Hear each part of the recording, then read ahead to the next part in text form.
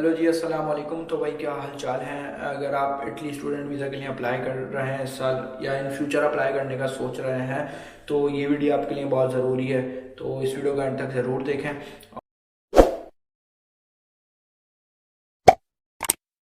अच्छा जी, अगर आप इटली के लिए अप्लाई करने का सोच रहे हैं तो आपको मैं एक चीज़ पहले क्लियर कर दूँ कि अगर आप ये सोच रहे हैं कि लाइक ऑस्ट्रेलिया या यूके या कनाडा, यहाँ पे जॉब अपॉर्चुनिटीज़ काफ़ी कम है, part time jobs as compare to in countries के काफ़ी कम है, और यहाँ पे जो पढ़ाई है वो मुश्किल है। लाइक ऑस्ट्रेलिया और यूके वगैरह से पढ़ाई यहाँ पे मुश्किल है, तो पार्ट टाइम जॉब्स भी थोड़ी कम है। तो अगर आप पढ़ने के लिए आना चाह रहे हैं तो ये इटली आपके लिए बहुत अच्छा ऑप्शन है।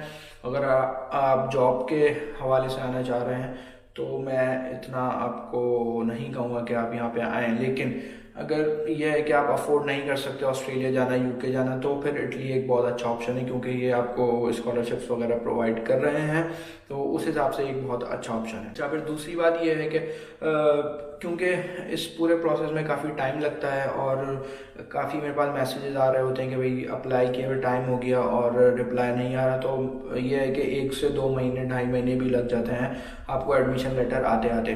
तो ये है कि फिर उसके बाद दूसरा प्रोसेस क्या होता है, आप डॉक्यूमेंटेशन करते हैं, फिर उसमें आपके 3 महीने 4 महीने लग जाते हैं, और फिर ये है कि जो आपका वीज़ा का जो टाइम ड्यूरेशन है वो भी काफ़ी लंबा हो जाता है समटाइम्स। लाइक जब मैंने अप्लाई किया था तो मेरे साथ काफ़ी स्टूडेंट्स थे, हमने जून में सबसे पहले ही अप्लाई कर दिया था, लेकिन हमारा वीज़ा ही नहीं आ रहा था। लाइक वो अक्टूबर में जाके आया, तो 4 महीने का एक बहुत ज़्यादा टाइम हमने इंतज़ार किया, और हमारे बाद काफ़ी लोगों ने वीज़ा अप्लाई किया जुलाई में, अगस्त में, और उनके वीज़े भी आ गए और वो इवन इटली पहुंच भी गए थे हमसे पहले।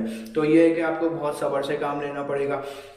तो समझने के 2 महीने एडमिशन आते आते, 2 ढाई महीने फिर आपकी डॉक्यूमेंटेशन, उसमें 3 4 महीने, और वीज़ा प्रोसेस में भी मिनिमम भी अगर आप लेके चलें डीओवी वीज़ा में 2 महीने लग जाएं, तो ओवरऑल ये 6 से 8 महीने का प्रोसेस होता है। तो लोग जो है क्या करते हैं कि जो है ना वो जॉब कर रहे होते हैं, और उनका जब एडमिशन आ जाता है तो वो ये समझते हैं कि भाई हमारा बस वीज़ा आ जाएगा।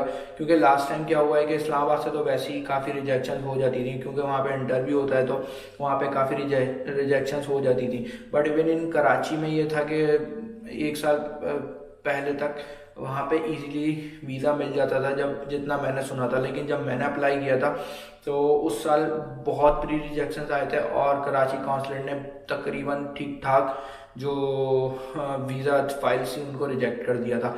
इवन ऐसे ऐसे स्टूडेंट्स हैं जिनकी जीपीए भी बहुत अच्छी थी, और उनका इवन कहीं का वीज़ा पहले से लगा हुआ था, फिर भी उनका जो वीज़ा है वो रिजेक्ट कर दिया था इन्होंने।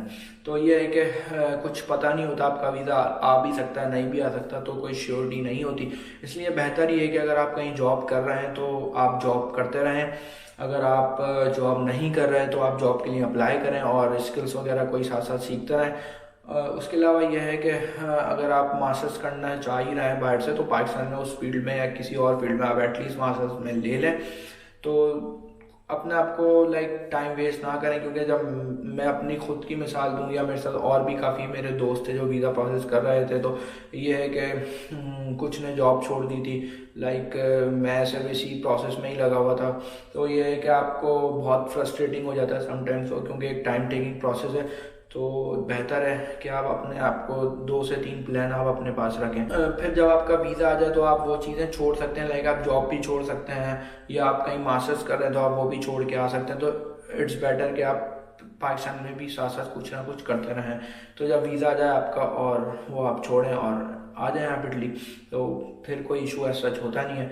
अच्छा, लास्ट में मैं ये कहना चाहूँगा कि भाई मेरे पास काफ़ी मैसेजेस आते हैं कि इन्फॉर्मेशन चाहिए, और जो भी सारे क्वेश्चंस होते हैं उनके, ये सारी चीज़ें, तो उसके लिए मैं चार्ज करता हूँ।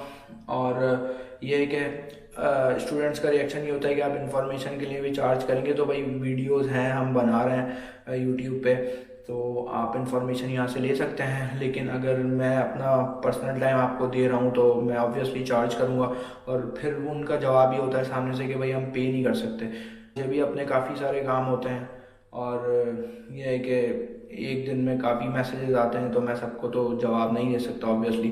तो सिंपल उसका यही हल है, जो पे करेगा उसको हम रिप्लाई देंगे। और जो पे नहीं करेगा उसको रिप्लाई नहीं देंगे। तो बाकी अगर इन्फॉर्मेशन चाहिए तो आप यूट्यूब से फाइंड कर सकते हैं, यहाँ पे सारी इन्फॉर्मेशन है। ऑब्वियसली उसमें टाइम लगेगा, मैं आपको रिप्लाई दूंगा आपके सवालात के, तो उसके लिए आपको पे करना पड़ेगा। आप ये सामने से कहना कि जो है हम पे नहीं कर सकते, तो भाई आप इटली आ रहे हैं, आप इतना खर्चा कर रहे हैं, तो आई थिंक 20 से 20-30 यूरो खर्च करने में कोई ऐसा इशू नहीं है। तो काइंडली आप अपना टाइम भी वेस्ट नहीं किया करें और मेरा भी वेस्ट नहीं किया करें, तो दोनों के लिए बेहतर होगा। अगर आपको बात बुरी लगी हो तो सॉरी, लेकिन यही रियलिटी है। तो फिर मिलते हैं अगली वीडियो में। अपना बहुत सारा ख्याल रखिएगा, दुआओं में याद रखें। अल्लाह हाफ़िज़।